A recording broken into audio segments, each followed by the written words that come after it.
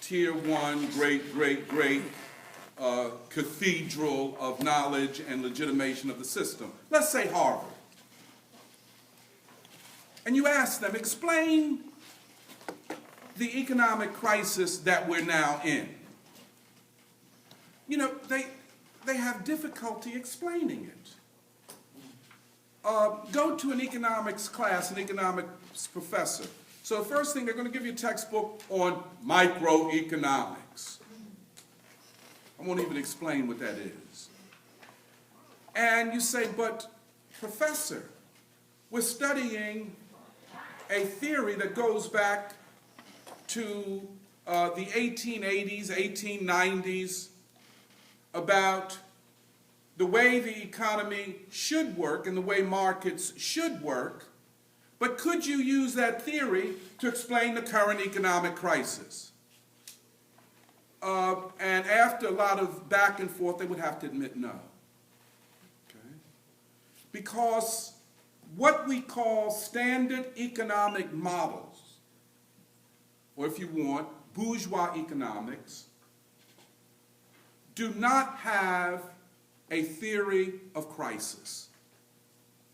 In other words, economic theories that are taught in universities, I don't care whether it's liberal bourgeois economics or conservative bourgeois economics or libertarian bourgeois economics, they believe that the crises that capitalist economies experience are at best temporary. And if we technically understand the economy, we can devise technical means of resolving these crises. I don't give a damn whether it's what they call fiscal policy, meaning, for example, the government spending money to stimulate the economy, or monetary means by which the Federal Reserve does certain things, or the Treasury prints money, or whatever. It's all about technical ways of massaging and solving problems in the economy. Radical economists, who you don't hear, you're not going to see on the television, they're not taught in the classrooms, et cetera, begin with the idea that first of all you have to look at the economy holistically. And here we talk about a method of analysis that approaches things from totalities. I want to use the word totalities, the total system, not just its parts. Okay? Not just its parts. If you recall, for several weeks now, we have talked about dialectical logic and how it differs from what we call formal logic, that is the logic of identity. Another way to talk about that logic is the logic of parts. You see? That is why American social science, American social thinking begins and ends with the individual. Okay? The best that bourgeois economist, let me step back, I just want to tell you what I mean. When I say bourgeois economist, I mean a couple of things. First of all, an economist, a social thinker, a sociologist, who thinks in terms of preserving the system as it is. Okay?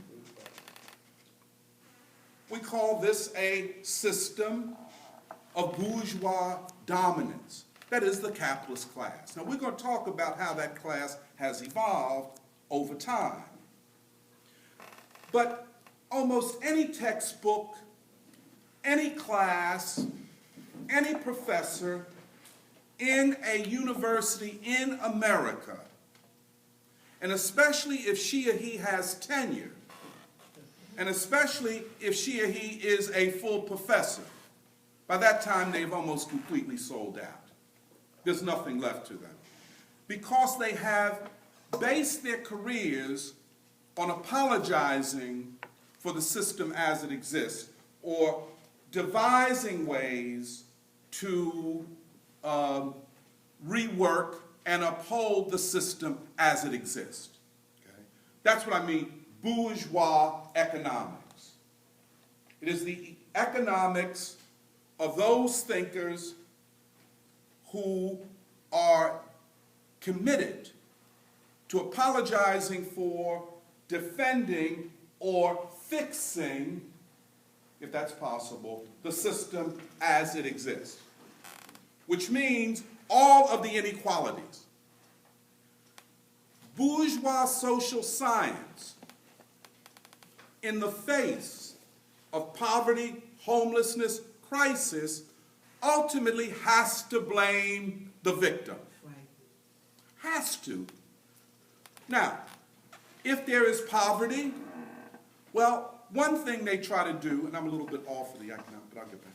One thing they do is devise a theory of the deserving and the undeserving poor. But in a racist society, the undeserving poor are always black folk and other people of color, but essentially black folk. So you see black folk in jail, you see black folk begging, you see black people homeless, you see black people in despair. Well, it's because you all are at fault, and a whole industry of social science.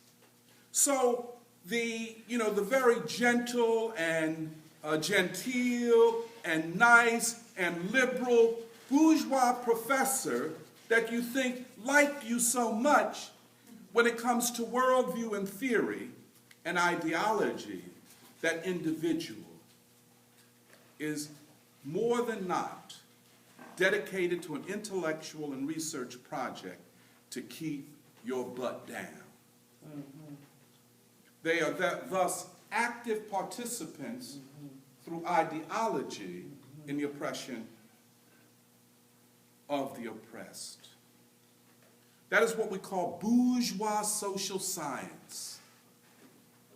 And in universities like this, and especially at a time like this, there is very little give and take, debate over these fundamental questions. So we, as I think we made clear here, who proceed from a different logic, who first of all do not begin with the individual, but begin with the whole and look at the way the parts interact within the whole.